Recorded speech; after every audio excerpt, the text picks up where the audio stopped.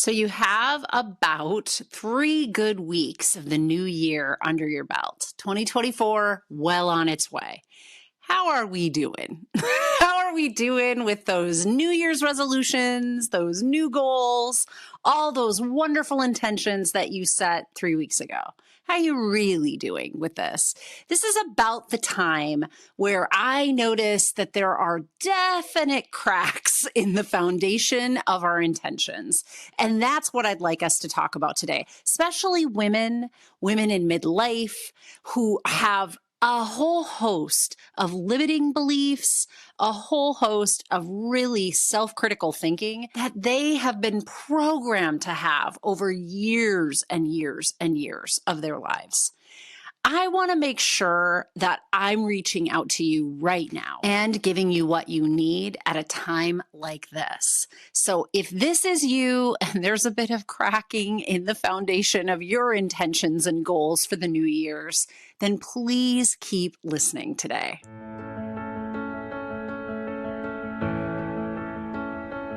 I know your deep, dark secret. You don't like your life. You're a woman in midlife. And for the past 2 decades or more, you've poured yourself in to other people. You've poured yourself into your career, your family, and yet on the inside, you feel broken. And that's no way to be.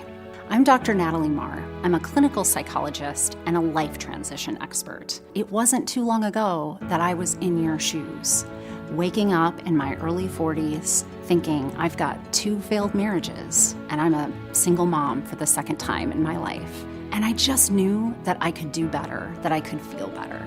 Fortunately for you, I have about 20 years experience clinically. And so I've created a method that will help you learn to love your story. I know that the story that you're telling yourself about your life feels awful. And I know that you think that you can't change that. I assure you, you can. And when we work together, I'm going to help you to craft a different story, a story that you love, a story that makes you want to get up every single day. Welcome back, everyone. This is going to be a little treat. I am going to just sit here as a talking head and give you some good old-fashioned Dr. Natalie advice today. And that's because I figure after we've done 3 whole weeks of learning about our bodies and learning about how to nourish them, how to manage those symptoms of menopause, how to really kind of come at exercise from a whole different philosophy, I figure after all of that advice, it's about time to check in on why did we set these intentions and how are we showing up for ourselves in our intentions? Because my guess is right about now, the reason why we start to fall down has little to do with whether or not we're adopting these new practices the way that they're, set up to be and meant to help us. It has little to do with aptitude. Like, we know what we need to do. It has little to do even maybe with motivation, although we probably are telling ourselves it's motivation related. It isn't really that we don't want the change, that we don't desire the change, right? It's that we're not seeing results. And when we don't see results, we get mad. We get critical. We get icky, And if I could tell you anything, to learn anything today in today's podcast, it would be, could we just put to bed that old programming and conditioning because it doesn't serve us anymore. I honestly don't believe it ever served us, really. But if you need some podcasts on why we do that self-critical thinking, the inner mean girl, I definitely have reprised that podcast from last season and can link it in the notes today. What I really want us to focus on, though, is freeing yourself from all of this. So, if you've never visited my website, learntoloveyourstory.com, after this episode would be a really great time because my freebie, the workbook that I give you and the video that I give you is all around freeing yourself from other people's opinions of you. And that is really at the heart of what we're going to talk about today. that inner limiting voice, it is likely that it originated somewhere because someone said something to us, or someone said it to us a lot. Like we kept hearing this mantra over and over about our not enoughness in the world. And women get this in spades because there is an internalized oppression that we're being taught to have. We're being taught to have this way of keeping our own selves down. Because if we keep ourselves down, then nobody else has to keep us down, right? And there is a top-down rank in our society where maleness, whiteness, people in power, people with money are the ones in the positions to tell us, hey, you're not enough, and here's what you need to buy to do that. And here's what you need to do to get there. And aren't you just not trying enough, right? That must be what it is. Like there is some real messaging out there that we keep ourselves down with once we adopt it into our own limiting beliefs about ourselves and our worlds. And it's real. It's real. So I wanted to start with why I decided to interrupt this series of really wonderful experts that I have lined up for you in 2024 to just sit and talk about this subject. It has probably come up in the last 2 weeks. So we got a whole week into the new year, and it's probably come up in the last 2 weeks in personal conversations, in client conversations, coaching and counseling client conversations. I even had this topic come up in a consultation group that I'm part of with other, professionals, essentially, right? So we have been talking about how what's rearing its ugly head is the programming and conditioning of society, culture, family, religion, wherever you want to point the fingers. But we have been taught of our not enoughness, and we are really burdened underneath it. So ironically, one of the places this came up was actually with my son, which he is not a woman in midlife, turns out, although I am, but he has been implementing a new diet regimen, working out. His goals at the gym are much different than mine. Mine are, I would like to not fall on the ice and break a hip like I'd like to have enough strength, not only to be able to function in the world, but to be able to prevent major injuries, because that would be no bueno. For him, it's just, can I look like the Greek gods of old? And he probably will at some point. But we were talking about it because he had hired somebody actually to give him a nutrition plan. So he, found a coach that is into weightlifting and knows how to manage the nutrition with the weightlifting and what the different goals are. And so, in the beginning, my son is bulking up, and then he's going to trim down so that he looks cut.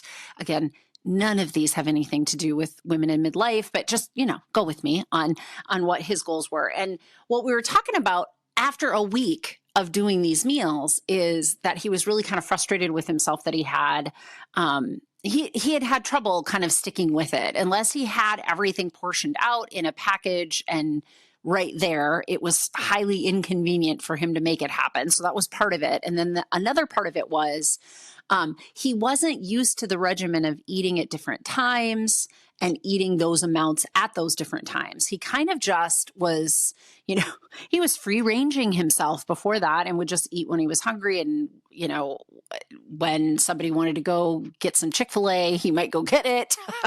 I have no affiliation, nor do I support them. It was things like that. He was, if he wanted to get a Cane's chicken fingers meal, he would go get it. If he didn't, he wouldn't. If he cooked for himself, great. If somebody cooked, if his roommate cooked, he would eat it. But he wasn't really regimenting himself. And so the regimen also kind of, it didn't feel right to him. And so we were having this conversation around how artificial that felt, and he didn't like that feeling, and he wanted to push back on it. And what I recognized is kind of our own internal reasons for wanting to push back on anybody else's routine for us. Humans are routine junkies. Really, we like our routines. We like to be in our habits.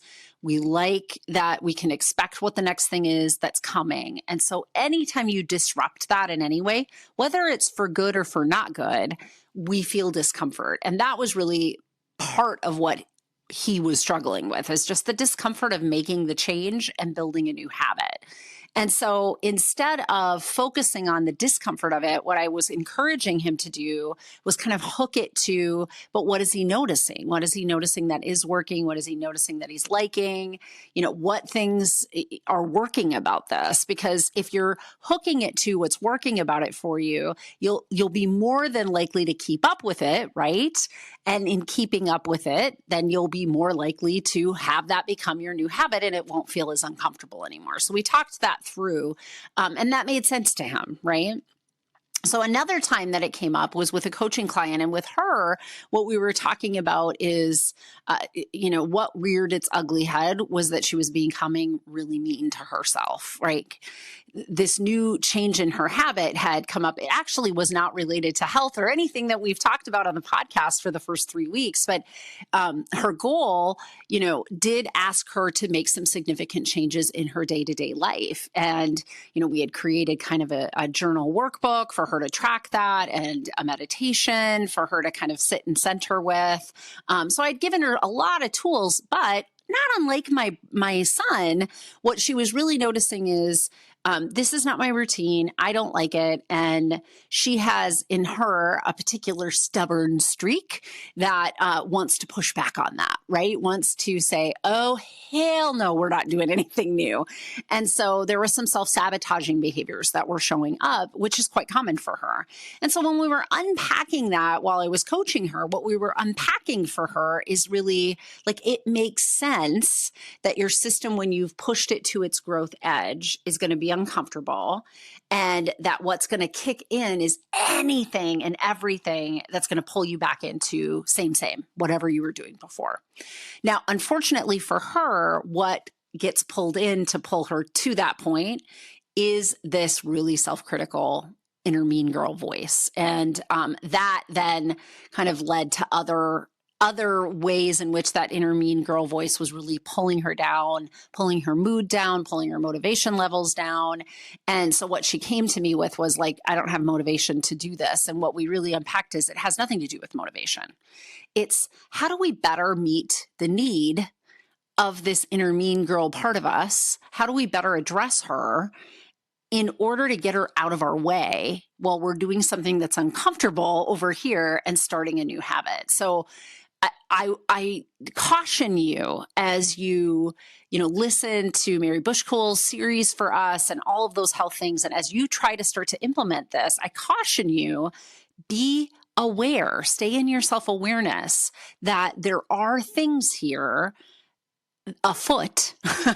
There are things here afoot that are not, it's not you sabotaging yourself. It's just the natural feeling of discomfort that arises when we start to change things. And if the natural thing is popping up for you, then you're going to have to learn a way to address it. So today's podcast is really about that. One thing that I want to just add here before we get started today is I am opening up group coaching again. And so if there is, a part of this that you're listening to today and you're like, gosh, I get what Dr. Natalie's saying. I really wish, I had Dr. Natalie on my shoulder, because I could use her right now in my life to walk me through a huge change that I'm about to come up against. If that is you, please, as you go over to download your Freeing Yourself workbook off my learntoloveyourstory.com website, also click on Work With Me and set up a time to talk to me about that, because I would love to have you in my next group coaching cohort. And if any of these pieces that you're listening today are things that really are useful to you, I just want you to know there's 20 weeks of this, and it's built in a scientifically progressed pattern so that you're accruing skills on top of skills that by the end of it, you won't need a coach. You will be the coach. I will create an internal coach just for you that will get you through anything in your life.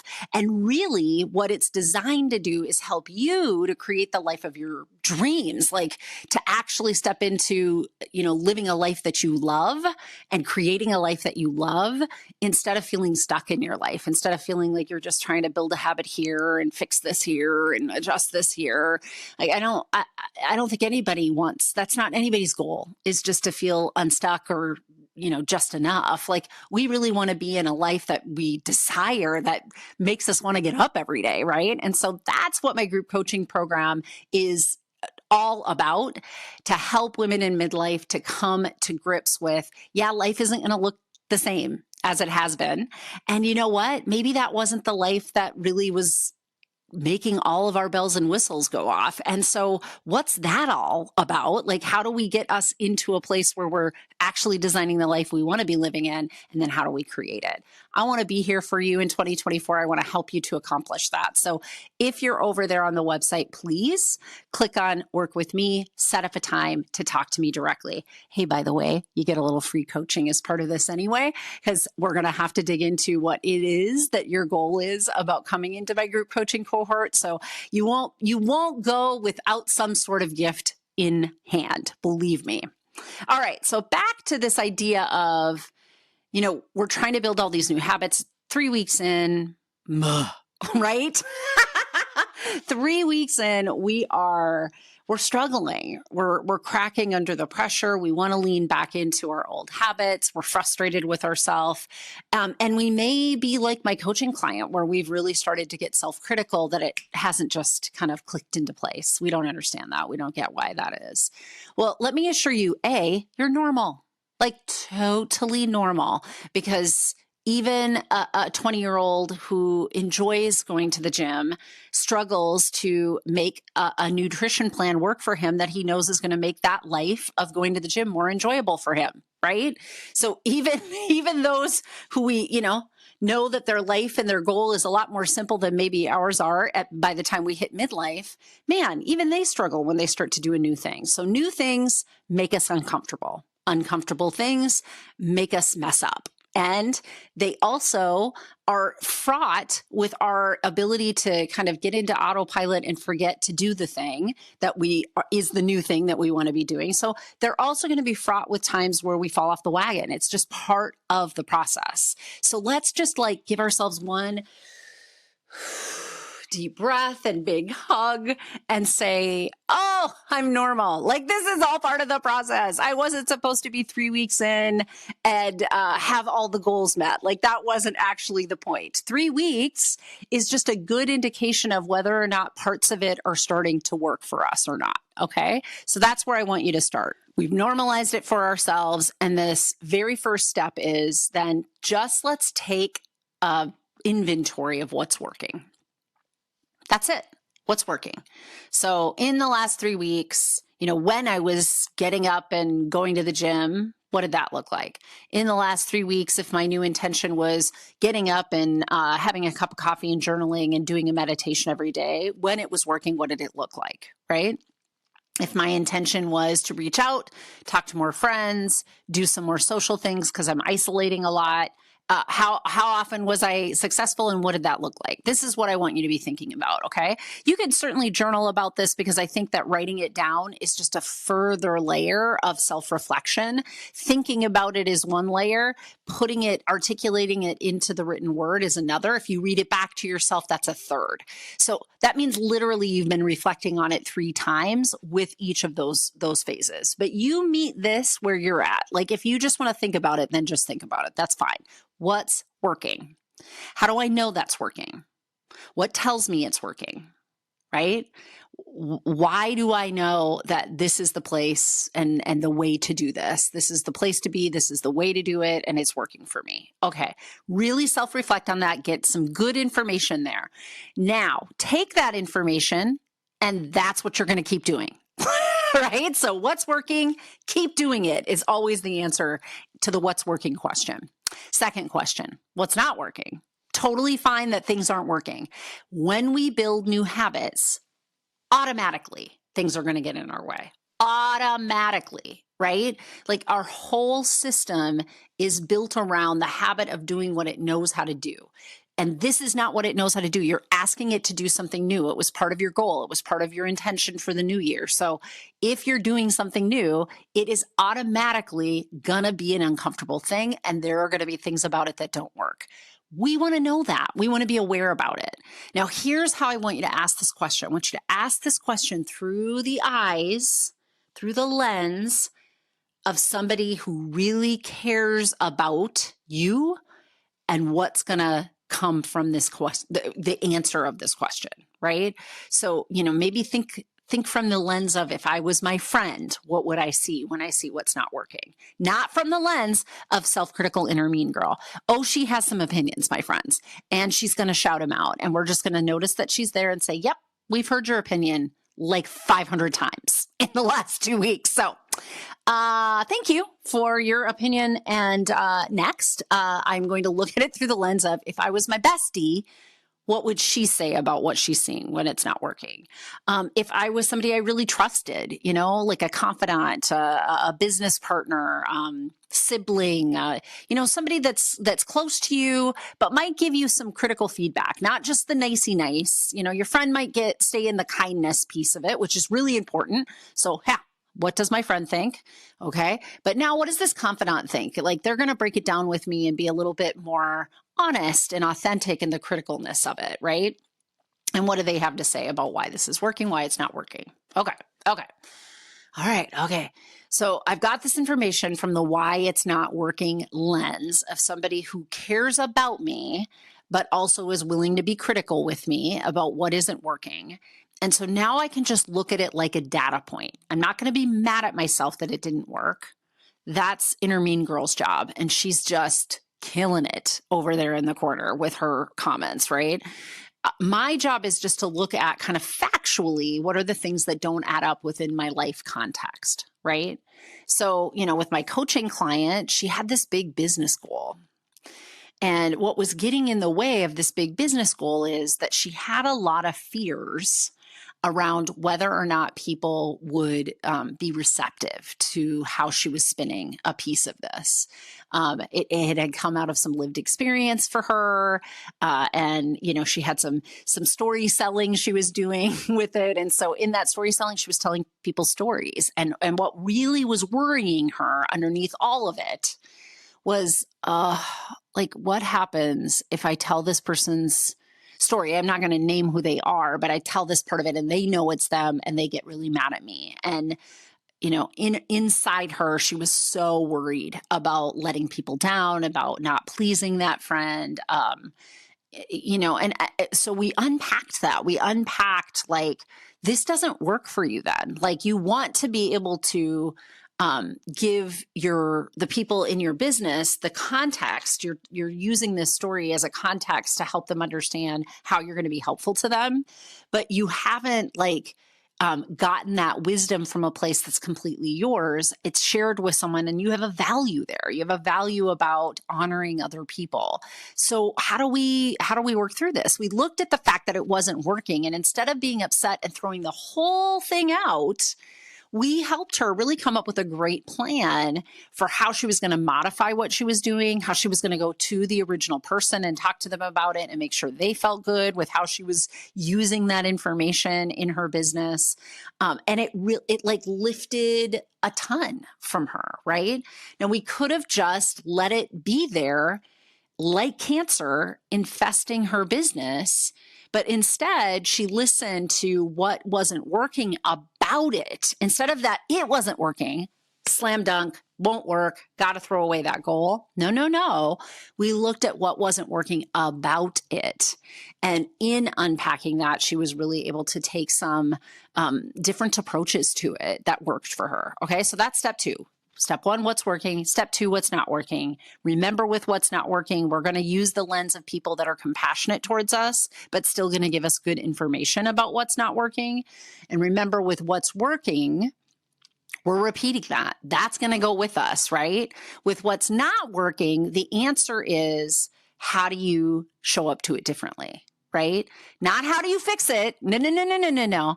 Fixing assumes the whole thing should be thrown out, right? Fixing assumes it's all broken. That's not what you asked yourself. You just asked yourself what parts of this are not working. And so all you need to answer to is how to do it differently to see if that would work, right? Okay. And then the next piece of this is, for me, probably one of the biggest cornerstones. And that is, how do I reward myself for taking this look? How do I reward myself for, now I took all this information, I'm going to use it for myself. how do I now give myself care, give myself kindness, soothing, really just take care of myself because I did a hard thing. I've done a hard thing by trying something new altogether. And then I did another hard thing and I looked at what was working and what wasn't working in it. So I could keep growing into what would be the best iteration of this new habit that I'm building, this new goal or intention that I'm building in my life. Now I need to reward myself. Now I need to remind myself that this is hard. While it's normal that I'm struggling here to kind of make it work as my new habit, I also need to give myself some credit where credit is due, right? And that, my friends, I find to be the best part of this whole process is you always reward yourself. You might come down to the end of this with more things to do on your to-do list in that, how do I edge out of the what's not working? If you don't reward yourself for having taken a hard look at that, then you're not rewarding the behavior that is actually making this work for you, right? You're going to get stuck in what we call in my industry, destination fallacy, right? You are going to get caught up in the fallacy. What is rewarding is when you accomplish this intention, not the process of getting there, not the work that you put into it. And so what happens in these scenarios is we leave ourselves in the process part where we're implementing this new habit or intention or goal.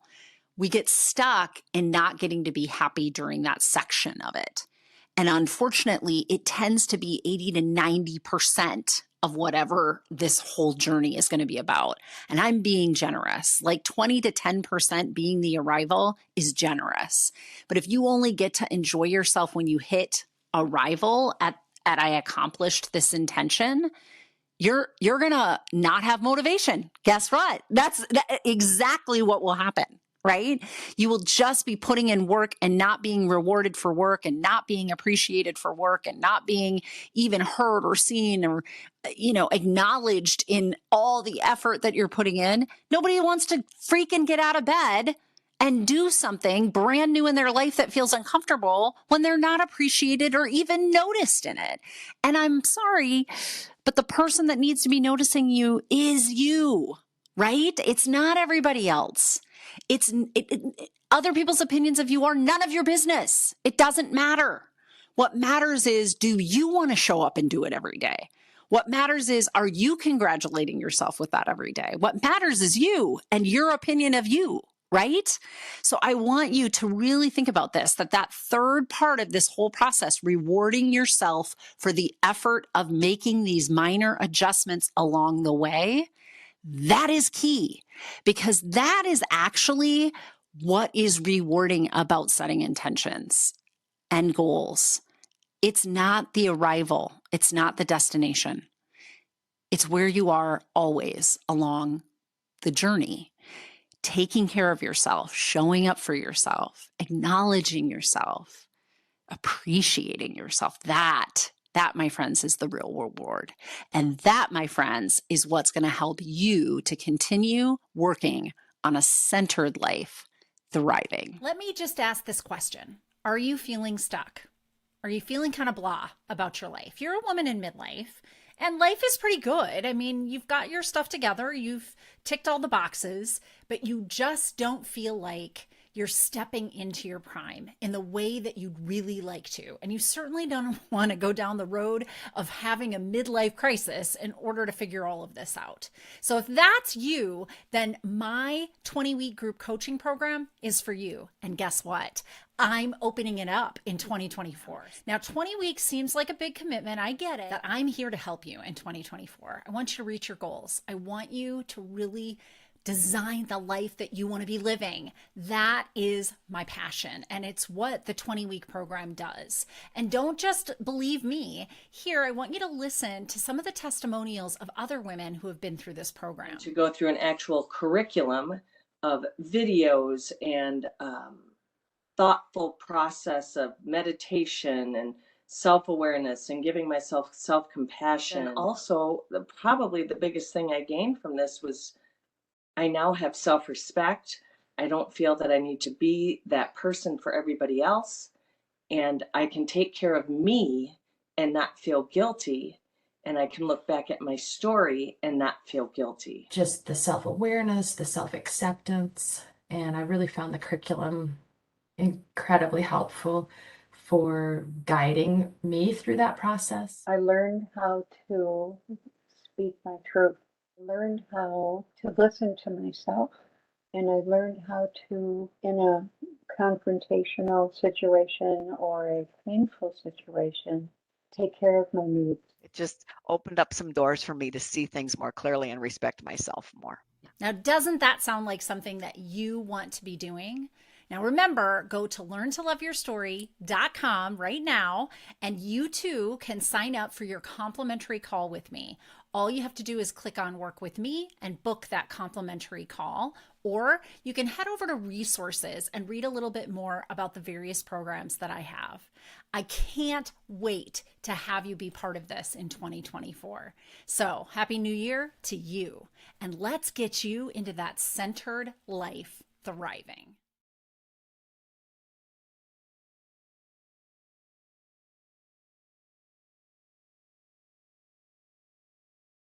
Because I am a licensed clinical psychologist in the state of Minnesota, I have to make sure at the end of each of these episodes that I give you the disclaimer that none of the material that I talk about in these podcasts is meant to replace any kind of therapy or formal medical or mental health treatment. And in fact, anything that I offer on my website, my coaching programs, any kind of psychoeducational materials that I release are not a replacement for that level of care. So just take that into account when you listen. This is information for you, and hopefully you find it of value, both as an educational tool and for your entertainment. And I also want to mention that if anyone you know is in a mental health crisis, needs additional help, I always include these two crisis resources. They're available to anybody. Pick up the phone and dial 888 for the National Suicide Prevention Lifeline. And you can always visit their website at suicidepreventionlifeline.org. Additionally, there's actually a crisis text line. So if you're not somebody that likes to pick up the phone, then please text 741-741 to the crisis text line. And you can find them online at crisistextline.org.